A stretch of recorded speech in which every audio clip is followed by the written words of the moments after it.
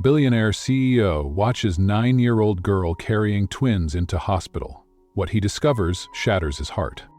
The blizzard howled like a wild animal outside the hospital's glass doors, but inside, everything stopped the moment the child appeared. 9 years old. So small. Her arms trembled as she cradled two newborns wrapped in nothing but a thin coat. Her voice broke as she whispered to the frozen staff, "Please, save my sisters." And then, as Sophie, the head nurse, rushed forward, the little girl's eyes locked on her locket. "My mom has one just like that. Her name is Claire Louise." 20 years of buried pain slammed into Sophie's chest. Her daughter. The daughter she lost.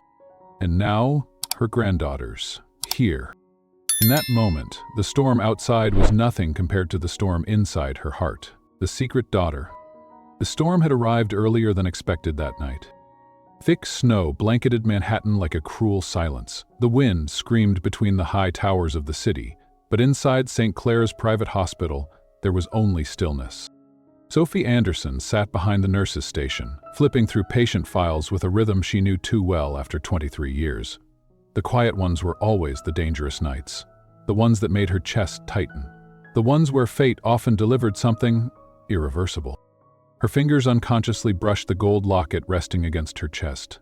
She wore it every day. Inside was a single photo, old, worn, but still precious. A little girl, gap-toothed, smiling back. A daughter lost to time. A daughter stolen. Sophie inhaled, forcing herself to focus. And then it happened. The emergency doors burst open with a harsh metallic clang as the wind slammed them wide. A young girl, maybe 9 or 10, staggered inside, half carried by the force of the storm behind her. She wore a soaked winter jacket far too thin for the night. But it wasn't the girl that made Sophie drop the chart in her hands. It was what she carried. A makeshift duffel bag hung from her shoulder like an awkward cradle. Inside it, 2 tiny newborns squirmed weakly, their skin flushed a dangerous shade of red against the cold. They were barely wrapped, still slick with blood and vernix, their breathing fragile as glass. "Please, someone help," the girl's voice cracked under the weight of her desperation. Sophie was on her feet before she realized it. Code. Neonatal emergency, pediatric. ER, stat, she barked into her radio. Her years of experience kicked in, but inside her chest something entirely different was breaking loose. The girl's hands shook violently, but her wide brown eyes never left the babies. As the team rushed in, Sophie gently wrapped the twins in warm blankets, whispering calming words the way a mother would. "Just born," the girl said in a whisper, fighting the sob stuck in her throat. "My mom, she told me to bring them here, that this was the only safe place." Sophie's stomach turned. Safe? From what? The twins' vitals were surprisingly stable for such a risky birth. A miracle. But Sophie's eyes kept returning to the little girl, small, soaked, trembling, and strangely familiar. "What's your name, sweetheart?" Sophie asked softly. "Emily. And the babies?" "They're my sisters." Sophie blinked. "Sisters?" She placed a warm hand on Emily's shoulder and noticed how the child bit her lower lip. Exactly the same nervous gesture she had seen on someone else, a lifetime ago. A memory long buried, threatened to surface. "Where is your mother, Emily?" Sophie whispered. The girl's chin trembled as tears fell freely now. "She's hiding," she said. "Some bad people are following us. That I should bring the babies here and not tell anyone where she is." Sophie's breath caught. The weight of something huge started pressing on her chest. "What's your mother's full name?" she asked, voice unsteady.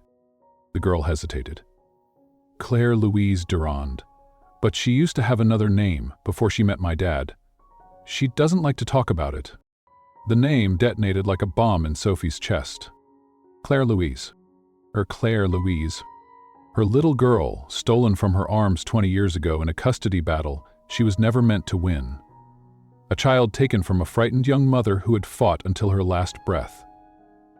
And now, here was her granddaughter standing before her, with her granddaughters bundled in a bag. Her hand trembled as she reached for the locket and snapped it open, revealing the old photo of a 5-year-old Claire, gap-toothed and smiling. Emily leaned forward, eyes widening. My mom has a photo like that too. She looks at it when she's sad. The world spun. Sophie's knees nearly buckled. Her mind raced with flashes of that horrible day, chasing a car she couldn't catch, screaming for her daughter who was taken away by her ex-husband's powerful family. "My God," Sophie whispered. "Emily, your mother, she's my daughter." Emily didn't flinch. She simply nodded, like some part of her had always suspected. "Mom cries sometimes when she says your name. Sophie, she misses you." Sophie broke then. Tears that had waited for 2 decades finally slid down her cheeks. She hugged Emily tightly, trembling with relief and heartbreak. "But she's in danger," Emily whispered urgently. "There are men in suits. After my dad died, she found something in his office. She got scared. And then she got pregnant again." Sophie swallowed hard. "What men? What papers?"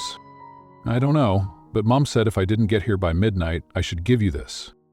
From her soaked pocket, Emily pulled out a crumpled envelope and handed it to Sophie. On the back, written in Claire's handwriting, "For my mother." Sophie's hands trembled as she held it, but before she could open it, a nurse's voice shouted from the hallway. "Female, 35, found unconscious, 3 blocks away. Possible postpartum hemorrhage." Sophie froze. Her heart stopped. Emily's fingers gripped her sleeve. "It's her," Emily whispered. "It's Mom." Sophie pressed the envelope to her chest. The locket around her neck felt heavier than ever. "Stay with your sisters," she whispered. And then Sophie ran. Chapter 1. Blizzard of Fate. The storm was merciless. Snow hammered the streets of Manhattan like tiny shards of glass. The city that never slept was silenced beneath a white curtain, its usual glow dimmed by heavy clouds and the endless howling wind. The world outside St. Clair's private hospital had vanished into a blur of swirling white. But inside was where everything would change. Sophie Anderson stood in the ER corridor, the fluorescent lights humming above her. She was calm, always calm. 23 years as head nurse taught her how to quiet the panic. She could read the rhythm of a hospital like sheet music, the tone of voices, the speed of footsteps, the subtle rise in heart monitors. But tonight, there was an unease she couldn't shake, the kind of quiet that comes before something irreversible. Her thumb absently rubbed the locket resting against her chest. 20 years. 20 years since they tore her daughter away.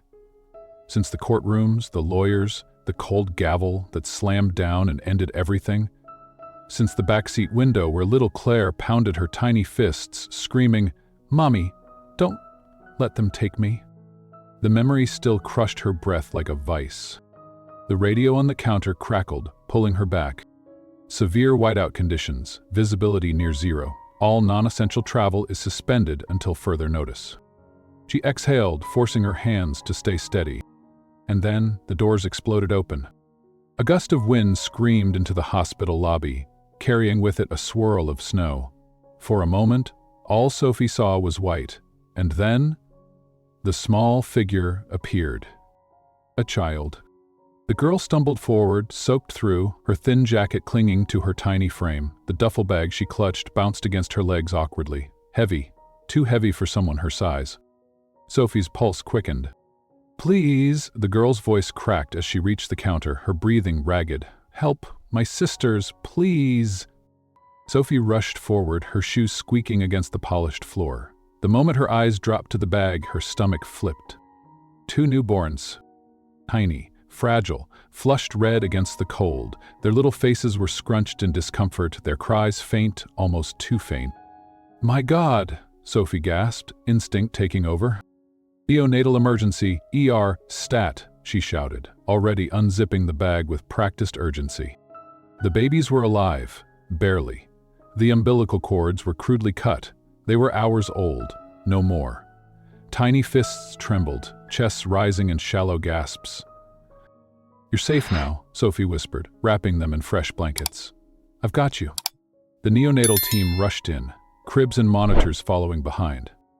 But Sophie's attention kept pulling back to the girl, still standing, shivering, soaked, Her thin lips blue from cold. "What's your name, sweetheart?" Sophie asked, her voice gentle as she kneeled to the child's eye level. "Emily." Sophie gave a small nod. "You're very brave, Emily. And these babies?" "My sisters," Emily whispered. The words landed hard. Sophie studied the girl's face. Brown hair matted against her forehead, wide, desperate eyes. And yet, something familiar flickered there, something she hadn't seen in decades. "Where's your mom, Emily?" Sophie asked carefully. The girl's chin trembled. She told me to bring them here. She said this was the only safe place. She couldn't," her voice cracked again, "she couldn't risk them getting hurt." Sophie's heart twisted as she gently placed a blanket over Emily's shoulders. "You're safe here too, honey, I promise." But the nagging familiarity clawed at Sophie's mind. The biting of the lower lip, the slight upward tilt of the eyes. The way the girl's voice shook and yet somehow stayed strong. "Emily, what's your mommy's name?" Emily hesitated, as though repeating it aloud was dangerous. "Claire Louise Durand," she finally whispered. "But she used to have another name before she married my dad." The name detonated inside Sophie's chest. Her breath hitched. Her vision blurred. No, it couldn't be. Not after all these years. Not like this. With shaking hands, Sophie reached beneath her uniform and unclasped her locket. The tiny hinge creaked as she opened it, revealing the faded photograph inside. A 5-year-old girl grinning, gap-toothed, standing on a picnic blanket. Emily's eyes widened. "My mom has that picture too," she whispered. "She looks at it sometimes, when she's sad." Sophie's knees nearly buckled. "My God!" The words barely left her lips. "Emily, your mother. She's my daughter." For a moment, neither of them spoke. Then Emily, as if she'd always known somewhere inside her heart, simply nodded. "She always whispered your name when she thought I was asleep. Sophie." Tears finally broke through the dam Sophie had built for 2 decades. She cupped Emily's face with both hands, breathing through the wave of grief, relief, and disbelief crashing inside her. "My sweet girl," Sophie whispered. "You're home now." But before she could gather herself, chaos erupted from the hall behind them. "Adult female, critical condition, found unconscious 3 blocks away," a nurse shouted. "Possible postpartum hemorrhage." Sophie's world stopped. Emily gripped her hand tighter, her voice breaking into a whisper. "It's Mom." Sophie stood frozen for half a second, staring down the corridor. 20 years she had begged for this moment. She pressed the unopened envelope Emily handed her to her chest. The words scribbled across the front burned into her skin. "For my mother." She leaned down, kissed Emily's forehead. "Stay with your sisters," Sophie whispered. "I need to go." And then, without looking back, she ran. Into the storm. Into the unknown. Into a moment she had waited her entire life to reclaim. Chapter 2. The search begins. The sirens howled as Sophie burst through the emergency doors, her breath instantly stolen by the cold. Snow whipped against her face like tiny blades. The blizzard had thickened into an unrelenting wall of white. Visibility was down to mere feet, the streetlights glowing like distant moons swallowed by fog. But none of it mattered. Not the storm. Not the cold. Not the danger. Her daughter was out there. 20 years of emptiness collapsed into this one breathless chase. "Elena!" Sophie shouted as the ER doctor caught up to her, pulling on her thermal rescue coat. "I'm going with the team. Now!" "Sophie, wait!" Elena grabbed her arm. "You're not cleared for field work. The weather's—" "She's my daughter," Sophie said, her voice cracking. "She's out there. I'm not standing behind glass while she dies." The moment hung heavy between them. Elena searched Sophie's tear-streaked face, then finally, slowly nodded. "Lieutenant Martinez is organizing the search teams," Elena said, her voice softening. "The rescue truck's waiting." Sophie pulled the heavy hood over her head and followed her colleague into the storm. Inside the hospital's incident command center, the map of Manhattan's northern districts was lit up like a battlefield. Martinez stood hunched over it, his gloved hand tracing a path through red zones. "Their car was found abandoned 3 miles from here," he reported. Skid marks show they spun out near Riverside Trail. Blood on the driver's seat. Not enough to suggest heavy loss, but enough to make hypothermia a serious threat. Sophie closed her eyes for a moment, hearing Emily's fragile voice repeating in her head. She told me to bring them here. She said it was the only safe place. Her daughter had sacrificed herself to protect her children. Alone. Injured. In this storm. Martinez's voice broke through her spiral. We split into 3 search units. North, south, and the main road. You and Officer Adams are with me on Central. Sophie nodded, forcing her trembling hands into her gloves. Let's move. They stepped into the night. The wind punched against their bodies with brute force. The world beyond the hospital vanished after 20 feet, swallowed by snow. Lieutenant Martinez's voice crackled over the radio. Rescue Team Alpha moving east, visibility down to less than 30 feet, proceeding by foot. Sophie's boots crunched through the powder, each step sinking deep, each breath forming thick clouds in front of her face. The beams of their flashlights carved weak tunnels through the blizzard, their halos swallowed almost instantly. Hours passed like that, silent except for the wind's endless screaming. And then, "Tracks!" Officer Adams shouted, his beam freezing over a set of footprints veering from the road into the woods. They rushed toward them. The prints were erratic, staggered, uneven, circling like the person had stumbled repeatedly. "She's hurt," Sophie whispered, examining the trail. More drops of blood dotted the snow like fading breadcrumbs. Her pulse pounded louder than the wind. "Please God, please let me find her in time." The prints led them deeper into the trees, where the shadows thickened, the storm muffled by towering pines. Sophie could feel the temperature plummeting even further. Suddenly, Adams stopped. "There," he pointed. Ahead, half buried in a drift, glinted the crushed frame of a small blue sedan. Sophie sprinted forward. The passenger door hung open, the inside already filling with snow. Sophie scanned the interior. Baby blankets, formula bottles, and open overnight bags scattered with tiny onesies. The back seat held a battered file folder with scattered documents, hospital records, prescription files, and something else. A manila envelope marked private. She grabbed it instinctively and stuffed it into her coat. "She's not here," Adams said, lowering his flashlight. "But she was. Recently." Sophie fought to control her breathing. The trail doesn't end here. She kept moving. Martinez checked his GPS, frowning deeply. "We're less than 2 miles from the waterfall ridge. If she's still headed that way..." He didn't finish the sentence. They pressed on. But nature was not merciful. The snow thickened, the footprints grew fainter, dissolving into white. The trail they followed vanished completely, devoured by the blizzard. "Lieutenant, visibility's gone," Adams said grimly. "We're reaching critical temps." Radio chatter crackled. "Cell team returning to base, 0 visibility. North team withdrawing, conditions too dangerous." Sophie's throat tightened. She turned to Martinez, desperation clawing at her chest. "We can't stop, we're so close." Martinez's voice was gentle but firm. "Sophie, if we lose orientation out here, we all go down. We'll resume at first light." The words nearly broke her. Her daughter was still out there, freezing, alone, maybe minutes from death, and she had to turn back. Adams placed a steady hand on her shoulder. "If we collapse out here, we won't help her. We'll regroup and come back stronger." Sophie's eyes burned as she stared into the storm. "I'm sorry, baby. I'm coming back, I swear to you. I'm coming back." The team began their long retreat toward the faint glow of the hospital far in the distance. Sophie stumbled with every step, her heart heavier than her frozen boots.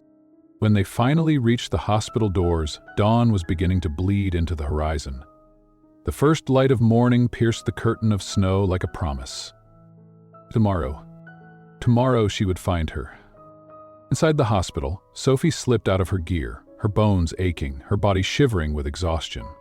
She gently touched the sealed envelope still tucked safely inside her jacket. The one Emily had given her. She hadn't opened it yet. She couldn't, not until Claire was found. Instead, she moved quickly to check on the twins. In the NICU, under warm lights, her granddaughters slept soundly. Fragile but strong, fighting for life like their mother was fighting out there in the cold. And by their side, curled up in a chair, Emily slept, her little hand still resting protectively against one of her sisters. Sophie exhaled shakily, brushing a tear from her cheek. "Hold on, Claire," she whispered. "I'm coming." Chapter 3. Hidden Truths. The storm outside raged on, but inside St. Clara's neonatal unit, time moved differently. Soft lights glowed above two tiny cribs. The gentle hum of monitors filled the air. Every rise and fall of the newborns' chests became a rhythm Sophie clung to, a small, fragile heartbeat in the middle of a collapsing world. She stood behind the glass, arms crossed tightly, watching the twins sleep. Their faces were nearly identical, though one stirred more often than the other. Tiny fingers twitched, lips trembled. Even in their fragile state, they were fighters. Her granddaughters. Sophie whispered the words to herself like a secret prayer. Her granddaughters. She still hadn't opened the letter in her pocket. The weight of it burned against her chest like it was alive. Somehow, part of her was terrified of what it might say. The truth could wait. For now, the babies needed her more. Marie, one of the senior neonatal nurses, approached quietly. She had known Sophie for years, seen her on her best days and her worst. "They're stable," Marie said softly. "But..." She hesitated. Sophie caught the shift instantly. "But what?" Marie exhaled, her voice lowering to a whisper. "They're not just premature, Sophie. The symptoms, they point to something else." A chill prickled along Sophie's spine. Withdrawal. Sophie's knees almost buckled. She stared at her granddaughters again, as if seeing them for the first time through a different lens. "They're suffering from neonatal abstinence," she whispered. Marie nodded solemnly. "Classic signs. Claire's been using Sophie." Sophie felt her stomach twist. Her daughter, her Claire, the child she once rocked to sleep with lullabies, who loved to paint and dance in the rain, now fighting addiction. Marie placed a hand gently on Sophie's arm. "We'll get them through this. The twins are strong. But you need to prepare yourself. Recovery's possible, but it won't be easy." Sophie swallowed back the lump in her throat. "Has Emily said anything more?" Marie hesitated again, glancing toward the small lounge where Emily slept, curled up beneath a warm blanket. She mentioned things. Bits and pieces. The husband, the father, criminal threats. "There's more to this, Sophie." Sophie's chest grew tighter. Every time she thought she had reached the center of the storm, another layer of darkness appeared. Marie reached into her pocket, pulling out a small, worn photo. "I found this tucked inside a small album Emily brought with her," she said. "You should see it." Sophie took the photo and froze. It was old, faded, but unmistakable. It was St. Clara's hospital from 2 decades ago, and in the corner, barely visible, stood a much younger Sophie, holding a newborn wrapped in a pink blanket. Her daughter. "Claire." "My God," Sophie whispered. The realization hit like a tidal wave. "She kept this," Marie said softly. "Even when they took her away, even when she was raised far from you, somehow she held on to this." Sophie blinked back tears. All these years, Claire had carried this silent connection.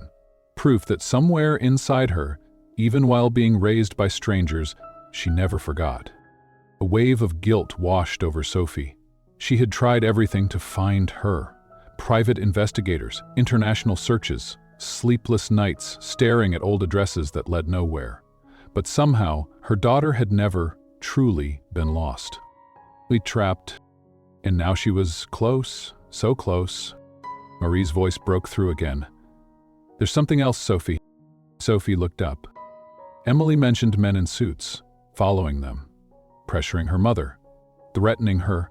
Marie paused. "She said Claire found documents after her husband died, something he was hiding, something dangerous." Sophie clenched her jaw. She remembered the man Claire married, Pierre Durand. She never met him, only knew what little she'd found over the years. He was connected to powerful families overseas, medical companies, money, and now men in suits were circling her daughter.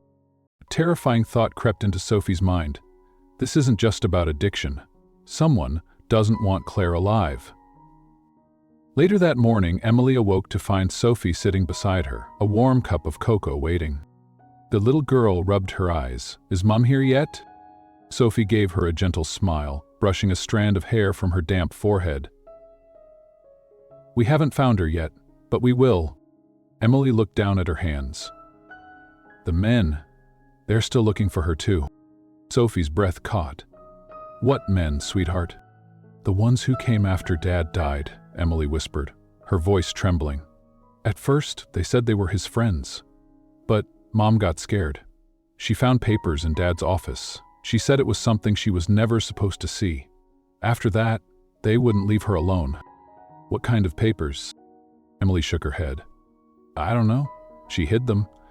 She told me where to find them, but only if something happened to her." Sophie swallowed hard. Her heart raced. "Do you still know where she hid them?" Emily nodded faintly.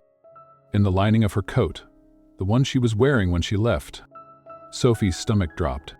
The coat that was likely still out there, somewhere in the snow-covered woods, with Claire.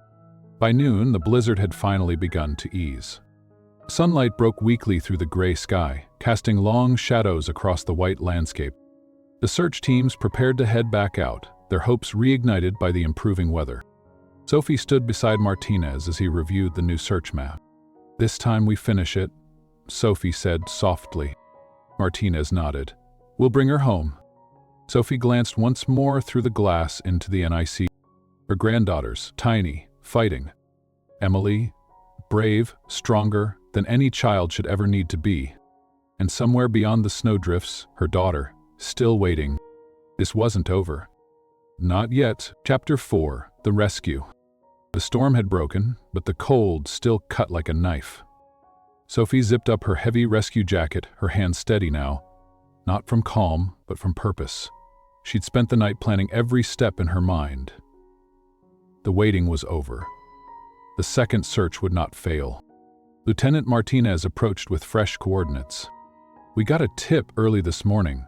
A local park ranger reported faint smoke rising near the old hunting cabins 2 miles up Cedar Trail.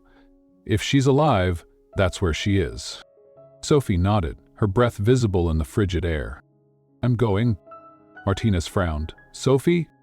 No one knows these woods better than me," she said, her voice firm but breaking slightly. "She's my daughter." Martinez studied her for a moment, then finally gave a quiet nod.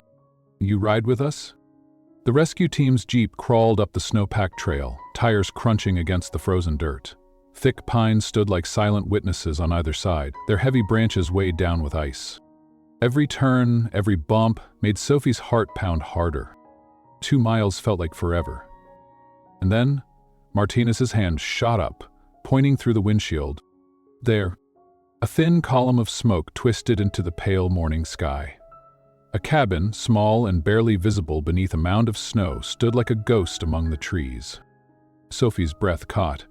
Please, let her still be breathing. They parked a few yards out to avoid spooking anyone inside. Cautiously, the team advanced through knee-high drifts, flashlights slicing across the dense woods. The cabin looked like it had been abandoned for years. Half-collapsed porch, boarded windows, a broken door hanging crooked on its hinges. But fresh footprints encircled it. Someone had been here, recently. Martina gestured toward the door.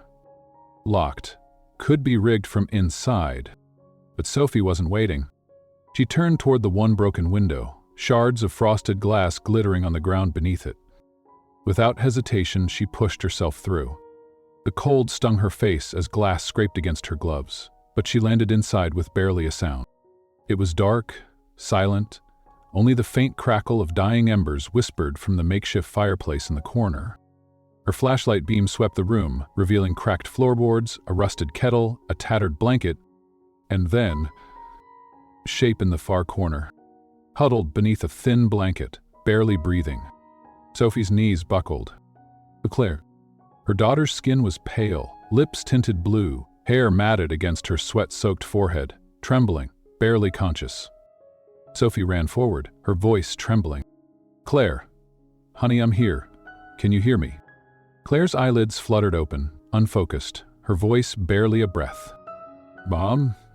Sophie's heart cracked wide open. Yes, sweetheart, yes. I'm here. For 20 years she had dreamt of hearing that word again. Cold, Claire whispered weakly. I tried to keep them safe. You did, Sophie whispered, already assessing her vitals, slipping an oxygen mask gently over her face. Emily made it.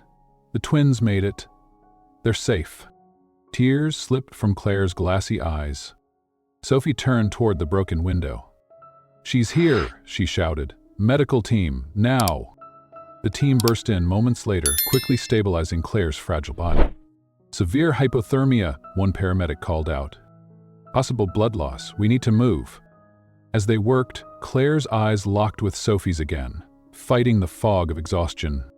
Mom, don't let them, take them, she rasped, her hand clutching Sophie's arm. No one will take them, Sophie promised, her voice fierce and trembling. I swear to you, I will protect them.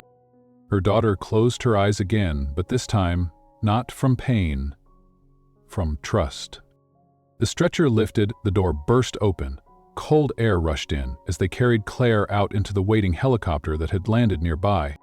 Sophie climbed inside beside her daughter, gripping her hand as the helicopter blades roared to life. We're going home, she whispered. The ride back to the hospital was both endless and instant. Sophie kept her eyes locked on the monitor, watching Claire's fragile vitals. Temperature rising, pulse stabilizing. The helicopter cut through the winter sky like a scalpel, slicing directly toward salvation. You're going to be okay, Sophie whispered again, as much to herself as to her daughter. The woman who had been stolen from her as a child. The woman who had fought unspeakable demons. The woman who was still, against all odds, alive. Inside the trauma room, the emergency team worked quickly, layering warming blankets, adjusting IV fluids, carefully raising her core temperature. Sophie never left her side. As they worked, Sophie caught Claire's eyes fluttering open once more. Her voice was barely audible. Your eyes, she whispered, staring at Sophie. They're like mine. Sophie felt fresh tears burn down her cheeks. They always have been, she choked out. Stay, don't leave me, Claire pleaded. Sophie gripped her hand tighter, leaning close so only her daughter could hear. Never again. For the first time in 20 years, they were back where it had all started, together. But this was only the beginning. The real battle, against addiction, against the men chasing them, against the scars of the past, was still waiting. And Sophie vowed that this time, no matter how brutal the fight became, she would not lose her daughter again. Chapter 5, Mother and Daughter. The early morning sun pushed its way through the blinds, casting soft gold stripes across the sterile white walls of room 507. The storm outside had passed, but inside Sophie's heart, a quieter storm still raged. She hadn't left her daughter's side since they returned. 20 years. 20 years lost. And now, somehow, by a thread, she was here. Sophie sat in the armchair by Claire's hospital bed, her hands wrapped around a paper cup of now cold coffee. She hadn't slept, couldn't sleep. Every time she closed her eyes, she saw Claire as a little girl, pigtails bouncing, gap-toothed grin, paint-stained hands holding a brush far too big for her tiny frame. Her baby. Her stolen baby. The machines beside the bed beeped steadily, monitors recording each fragile breath. The IV drip ticked in rhythm, steady but delicate. And then, finally, Claire stirred. Her eyelids fluttered, lips parted, breath shallow. Sophie immediately sat forward, clutching her hand gently. Claire, Sophie whispered, barely breathing. Claire's eyes opened slowly, adjusting to the soft morning light. She looked around the unfamiliar room, then to Sophie, really seeing her this time. It's not a dream, she whispered, her voice raspy and thin. You really found me. Sophie felt her throat tighten. She nodded, tears instantly brimming. I never stopped looking, baby, not for 1 second. A long pause stretched between them, heavy and fragile. Claire blinked as tears welled in her eyes, too. Tried to find you, Mom, when I turned 18, but they told me. They said you moved, that you didn't want me anymore. Sophie's breath hitched as a deep ache tore through her chest. Who told you that? The Laurens, Claire whispered. Thomas. His parents. They sent me to boarding school overseas right after they took me. Sophie's voice broke. Oh, baby, no, I never moved. I never stopped. I wrote to you. I wrote hundreds of letters. Claire's voice quavered. I never got them. Not until I was 15. I found some of them hidden in a file cabinet at school. She shook her head slightly. But by then, you were gone. There was no address. Sophie wiped the tears from her daughter's cheeks as her own tears fell. I fought for you, Claire. I fought until I had nothing left. I tried everything, lawyers, private investigators, everything I could afford. But they had more money, more power, more lies. Claire closed her eyes for a moment as though trying to steady herself. The boarding school was awful, she whispered. Cold, isolated. No one cared. She hesitated, her lip trembling. Except Pierre. Sophie stiffened. The husband. The man who had brought her into the life that nearly destroyed her. Was kind at first, Claire continued. Pierre would visit sometimes. He brought me books, chocolates. He made me feel not so alone. Her voice cracked, guilt bleeding through every word. We married when I turned 19. I thought he was my escape. But after Emily was born, everything changed. Sophie nodded gently, silently encouraging her to keep going. The drugs started slowly. He was stealing from the hospital. Painkillers, opioids. At first I didn't know, and when I found out... Claire swallowed hard, shame flashing across her face. I tried to stop him, but by then, I was using too. Her voice broke completely then, and Sophie squeezed her hand tightly. You were surviving, Claire, she whispered. You were hurting. You did the best you could. I was weak. No, Sophie said firmly, her voice steady despite the tears. You were never weak. You were alone, and you shouldn't have been. For a long moment, neither spoke. The pain hung heavy between them, but beneath it, something else began to rise. Relief. Claire exhaled shakily. After Pierre died, I thought maybe it was over. But that's when the men started coming. They said Pierre had left behind paperwork, documents tied to something bigger than just him. Sophie's stomach twisted. She had suspected as much. They threatened me, Claire whispered. Said if I didn't give them what they wanted, they'd hurt the girls. Her lip quivered again. I had to protect them, Mom. I couldn't let them be taken to. You did protect them, Sophie whispered, tears streaking down her face. You brought Emily into my arms. You saved your daughters, just like I tried to save you. A soft knock interrupted them. The door creaked open, and Emily peeked in, holding a cup of juice in both hands, her small face filled with cautious hope. Sophie smiled gently. Come in, sweetheart. Emily padded over to the bed, her big eyes landing on her mother. Mom? She whispered. Claire opened her arms, her voice breaking. Hey, my little warrior. Emily carefully climbed onto the bed and wrapped herself around her mother, holding on like she might never let go again. Claire wept silently into her daughter's hair. I missed you so much, Emily whispered. I'm here now, Claire managed, voice shaking. I'm here. Sophie sat back, watching the two of them, mother and daughter, reconnect, heal, breathe.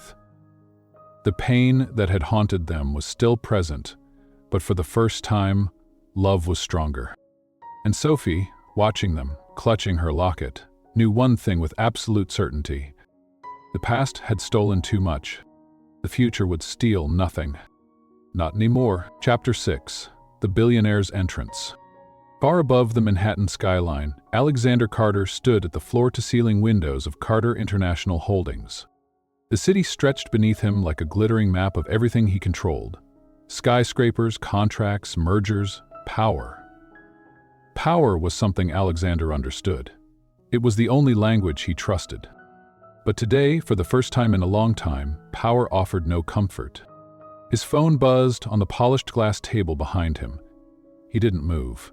Instead, his cold blue eyes scanned the horizon, as though trying to outrun the memory that haunted him since his private investigator handed him the file.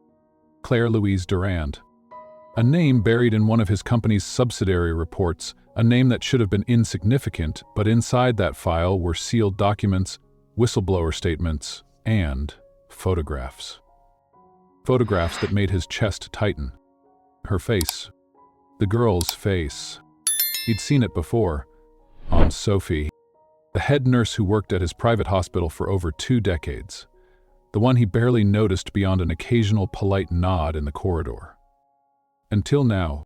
Now, Sophie Anderson was no longer a distant employee. She was at the center of something far darker than he'd imagined. A knock at his office door finally broke his trance. "Come," Alexander said without turning. His sister, Veronica Carter, stepped inside, her sharp heels tapping across the marble. "We've got a problem," she said, dropping a new manila folder onto his desk. Alexander finally turned, jaw tight. "Another one?" Veronica nodded. "Federal investigators. They're circling. That pharma acquisition 2 years ago? Durand Pharmaceuticals. It's dirtier than we thought." "I'm well aware," Alexander muttered, flipping open the file. Inside were financial statements, shipment logged, flagged prescriptions, all pointing to a deeper web of corruption. But what made his blood run cold was the final page. A photo of Claire, unconscious on a stretcher, arriving at St. Clara's Hospital 3 nights ago.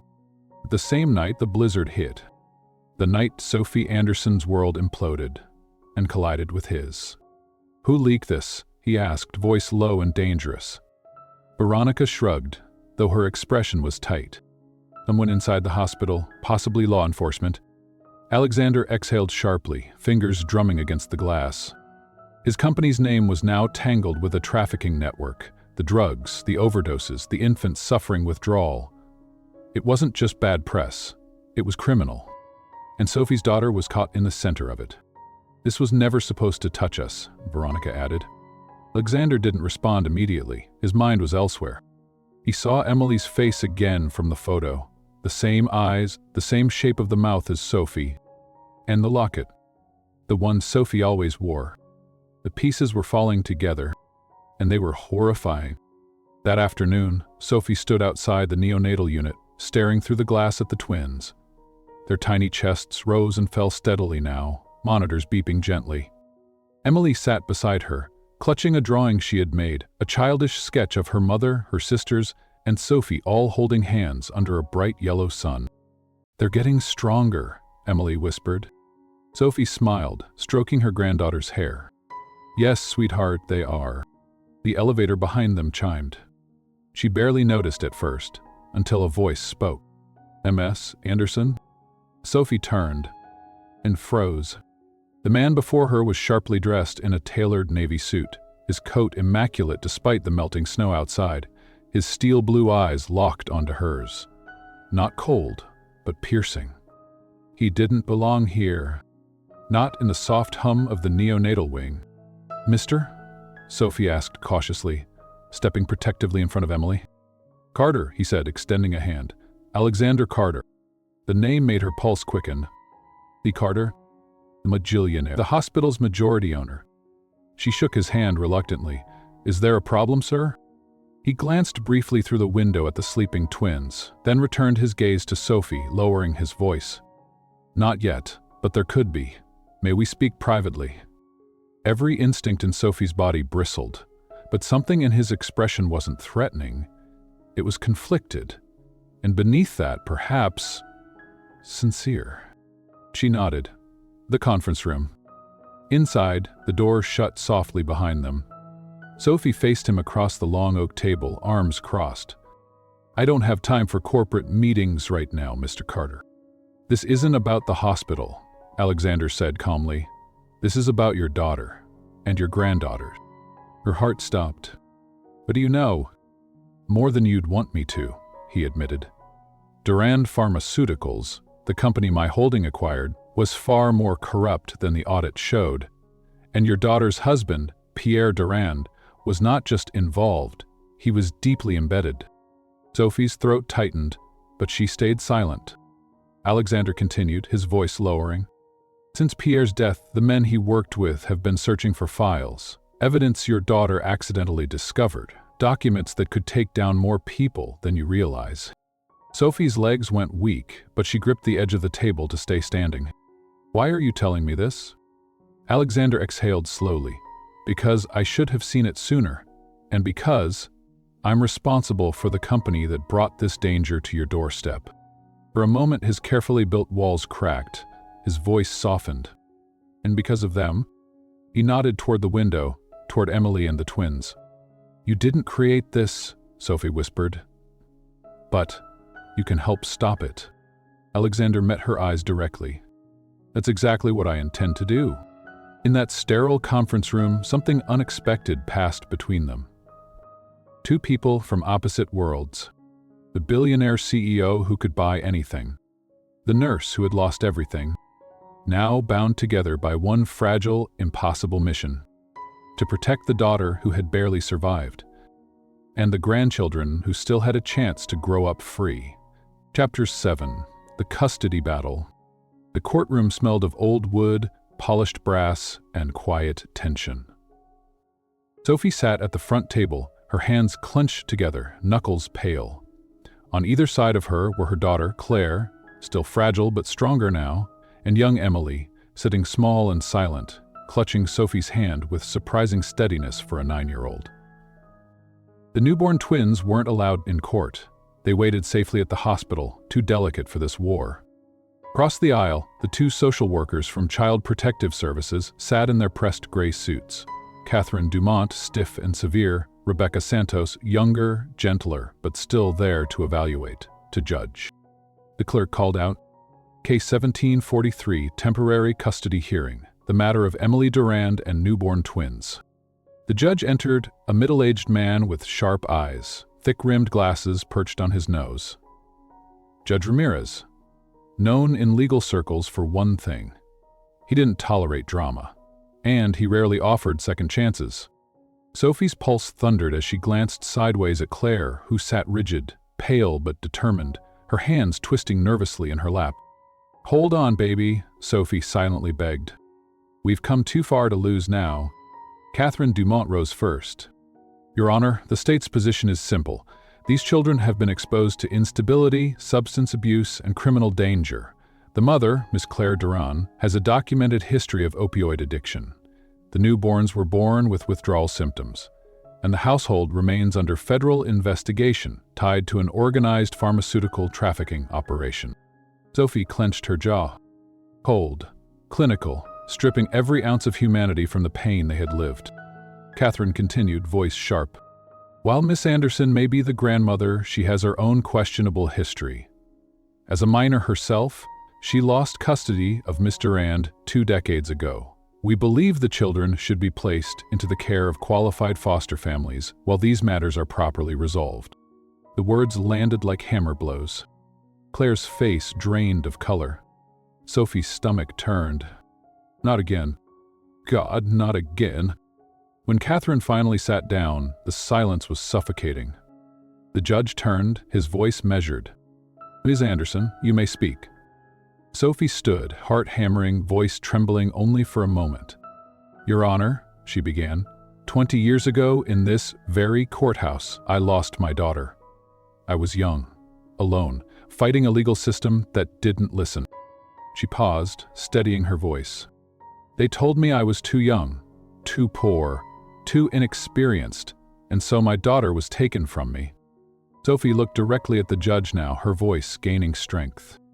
For years, I searched for her. I wrote to her, hundreds of letters, most she never received, and by the time I found her again, she had already endured unspeakable pain, addiction, loss, abuse, and threats no one should face.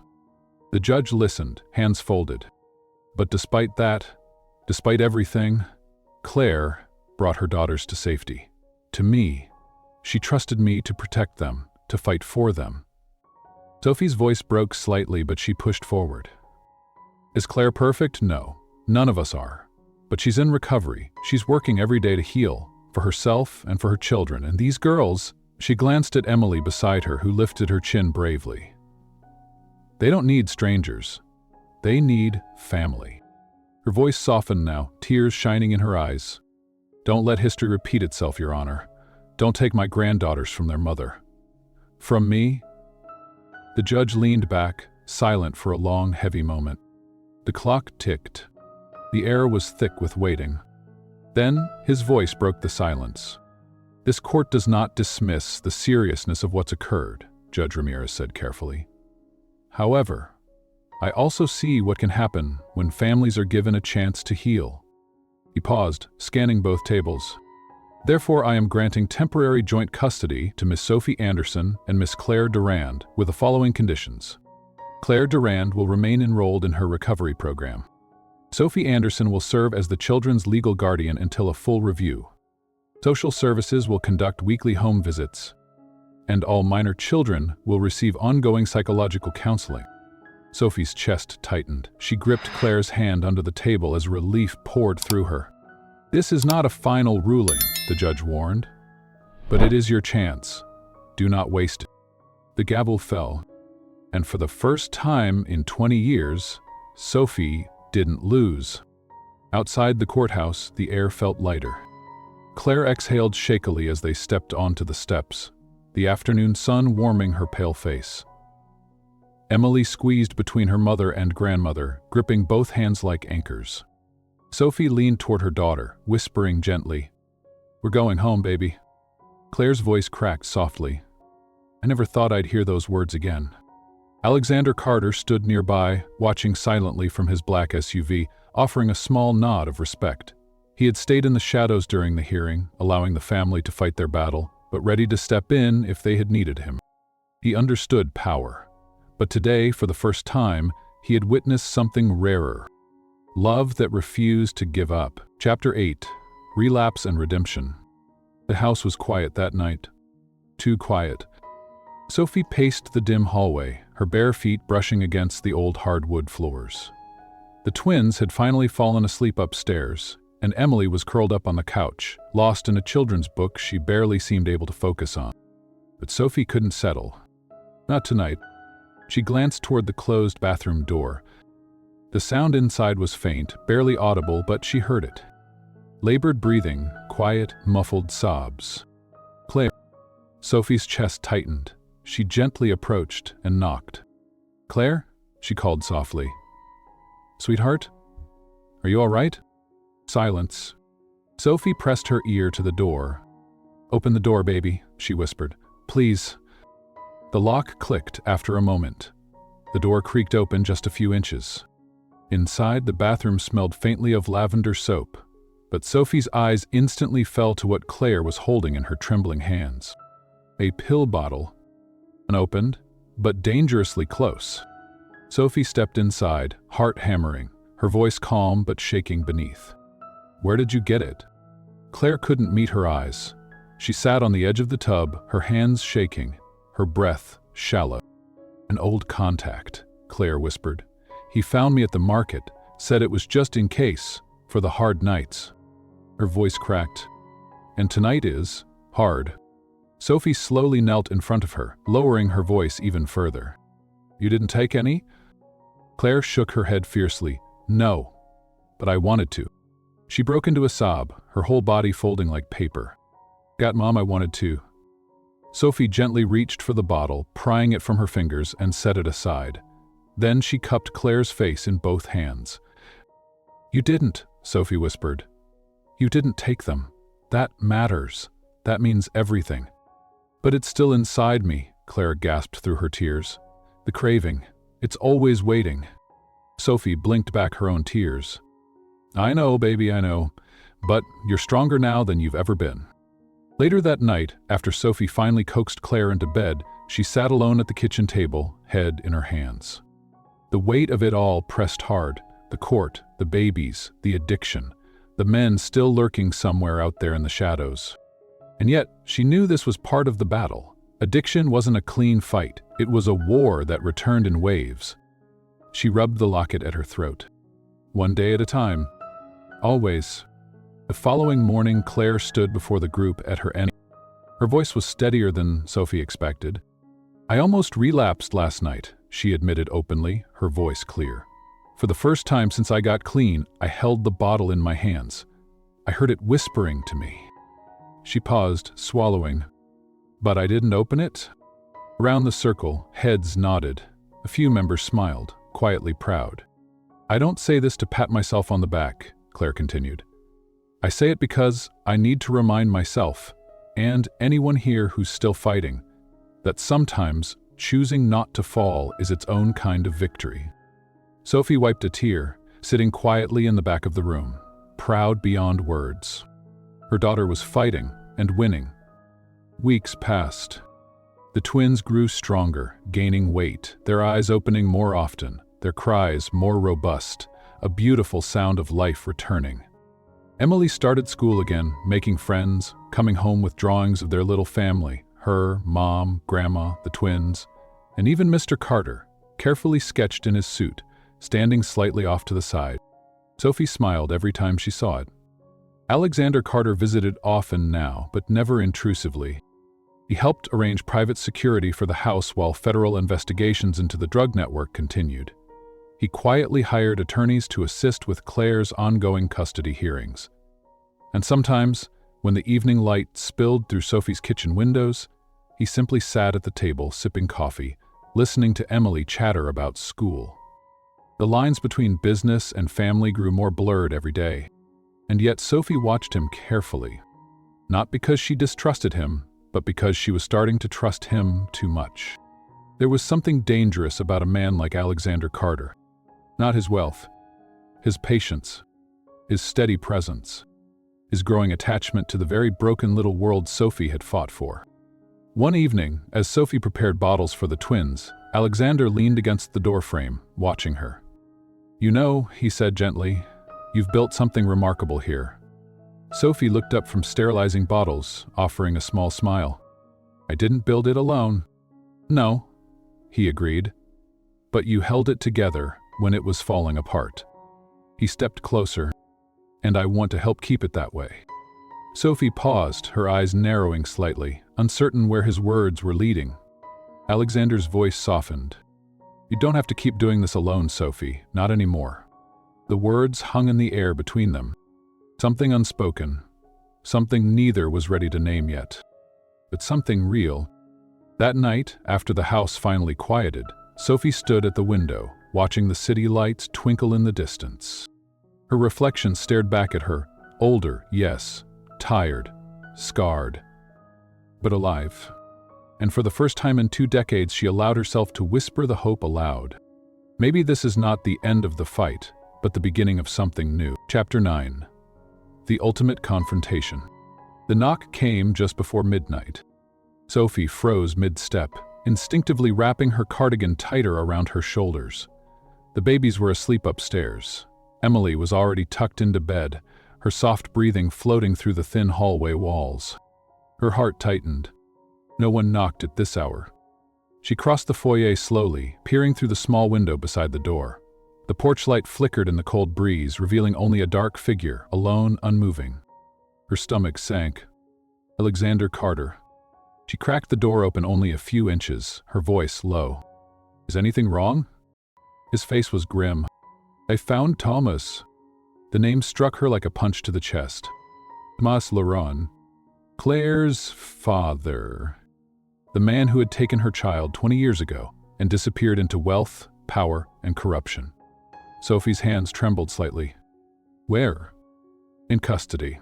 He turned himself in tonight," Alexander said, lowering his voice even more. "And he's asking for you." Less than an hour later, Sophie sat across from him at the hospital's secure medical ward. Thomas Laurent looked nothing like the man who had once charmed her teenage heart. The years had hollowed him.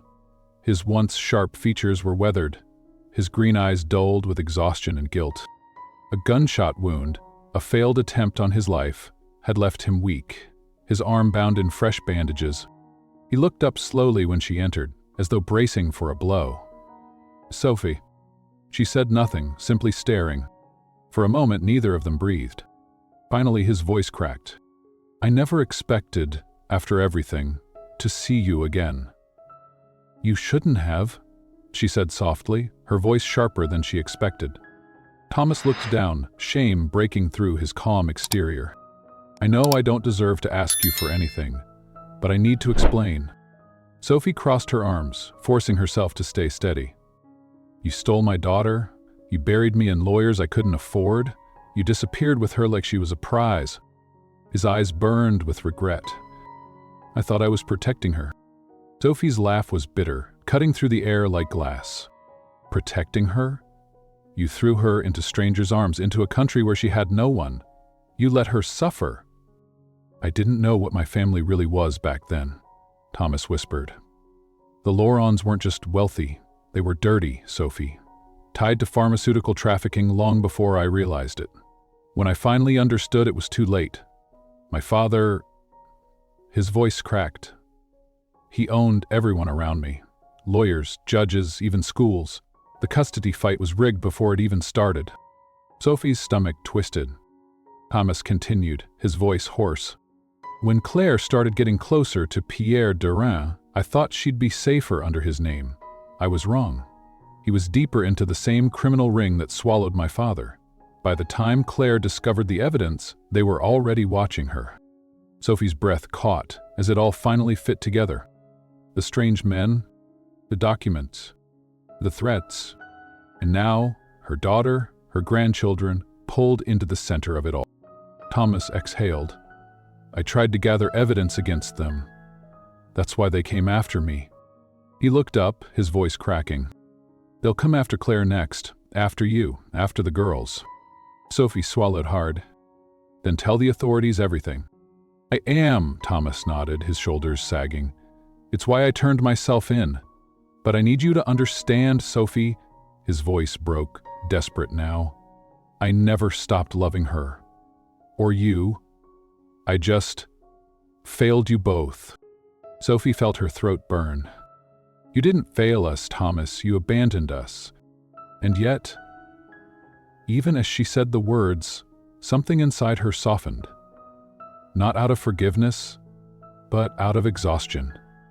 Out of the long, aching weight of 20 years of war. He had broken her life. But now, finally, he was handing her the final piece she needed to end it. When Sophie left the room, Alexander was waiting in the corridor. He studied her face carefully, as though reading every silent emotion storming inside her. Did he give you what you need? He asked. Sophie nodded slowly, eyes burning. Yes, she whispered. He gave us enough.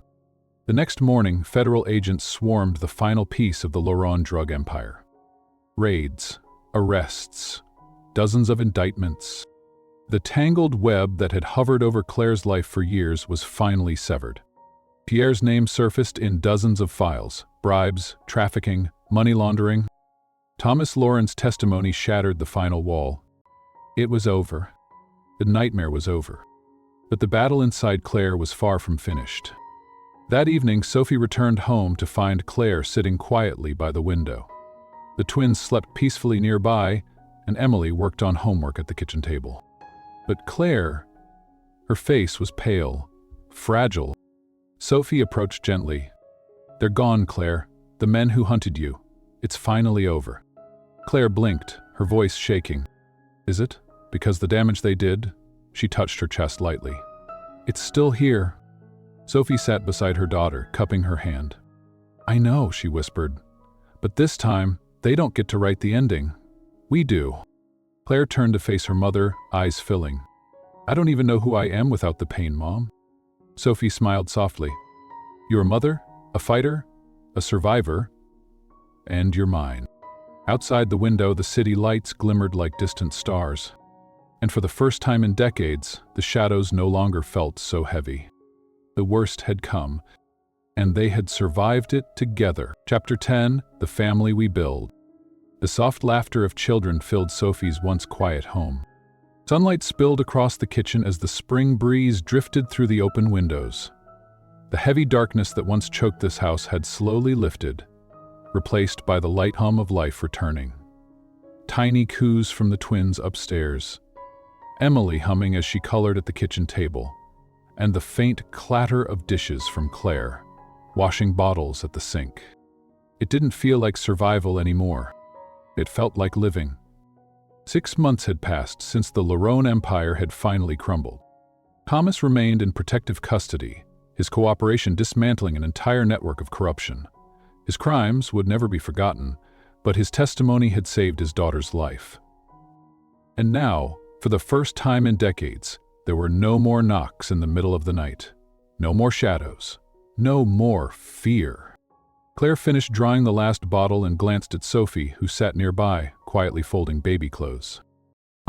Claire said softly, her voice steady in a way it hadn't been for years. Do you ever stop waiting for the next disaster? Sophie looked up, smiling gently. You don't, she admitted. Not at first, but eventually the quiet feels less like a trap and more like peace. Claire nodded slowly, her eyes misting. Sometimes I still feel like I don't deserve any of this. Sophie reached across the table, taking her daughter's hand. You fought for it. You earned this life. You earned your daughter's. And you, Claire whispered, you forgave me, even after everything. I never stopped loving you, Sophie said softly. There was never anything to forgive, only something to hold on to. The doorbell rang. This time, it wasn't fear that prickled Sophie's spine, but excitement. Emily bolted from the table, swinging open the front door. Alexander Carter stood outside, holding 2 carefully wrapped boxes in one arm and a folder in the other. You're late, Emily teased, grinning. We were waiting. Alexander chuckled, stepping inside. Negotiations ran long.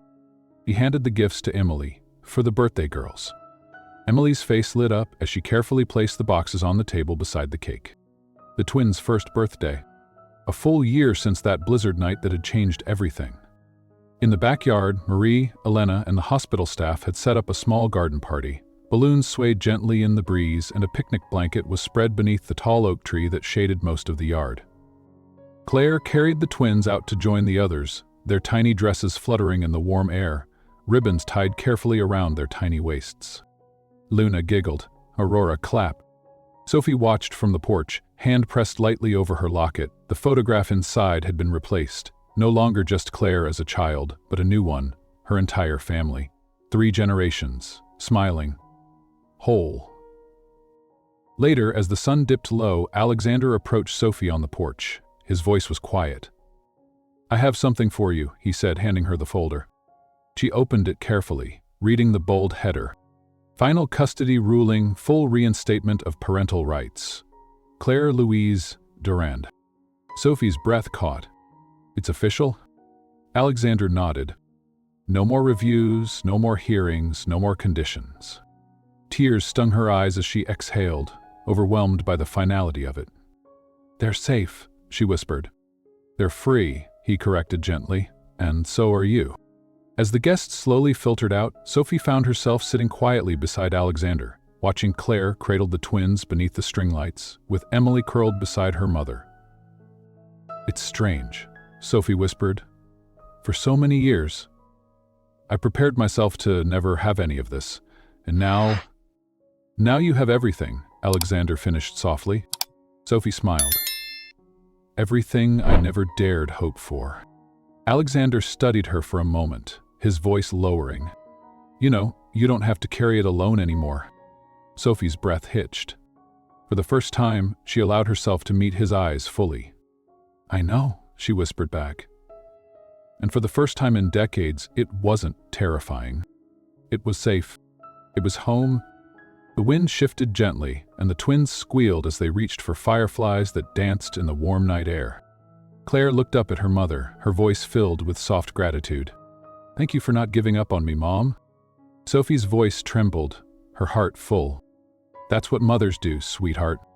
Her gaze swept across the backyard, her daughter, her granddaughters, and yes, maybe something even more. She whispered to herself. We are not what we've lost, we are what we fight for, and this is our forever. The autumn leaves whispered softly as the wind carried them across Sophie's backyard. She stood there beneath the old oak tree, her hands resting lightly on the wooden swing Emily had helped her hang for the twins. The house behind her glowed with the warm lights of evening, filled with quiet laughter, soft music, and the ordinary chaos of family life. It was the kind of moment she once believed she would never see again. 20 years. 20 years of searching. 20 years of unanswered prayers, letters returned unopened, and nights spent staring into an empty sky, asking why. She had lost a daughter. She had nearly lost herself. But somehow, piece by fragile piece, life had written its own redemption. Inside the house, Claire sat on the couch, her head resting against Alexander's shoulder as the twins cooed in their bassinets nearby. Emily danced barefoot across the living room, twirling to music only she could hear, her soft giggles floating through the open window like tiny pieces of sunlight. Sophie watched them, her throat tightening, her heart overflowing. She whispered to herself. It was never about being perfect, it was always about staying. Staying when it was ugly. Staying when it was terrifying. Staying when everyone else would have walked away. Because sometimes the greatest act of love isn't in grand gestures. Sometimes it's simply refusing to let go. Her fingers found the locket resting against her chest. Inside it now was not the faded photo of a daughter stolen, but a new image, a complete family. Her daughter, her granddaughters, the man who had quietly entered their lives like a stranger and stayed like a promise. In the distance, she could hear Claire's voice, softly singing the lullaby Sophie had once sung to her long ago, The Secret Garden and the Golden Key. The song traveled through generations now, carrying the wounds of the past and the quiet, unbreakable hope of the future. Family isn't what we're given. Family is who stays when everything falls apart. It's not about perfection. It's about grace. About choosing love again and again, even when it's hard. And sometimes, it takes losing everything to finally understand what home truly means. As Sophie stood beneath the fading sky, the wind kissed her face softly, and for the first time in decades, she felt free. She was finally home.